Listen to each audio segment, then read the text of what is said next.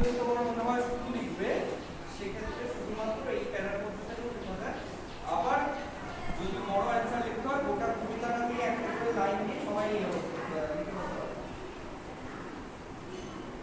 আচ্ছা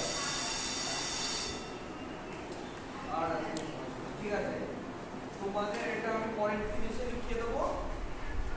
এই যে যেগুলো লেখালাম সেগুলো সবাই বাড়িতে ম্যাথ যদি আমার পরে ক্লাস শেষে আছে এরপর বলবে এটা পড়ানো আছে, ঠিক আছে?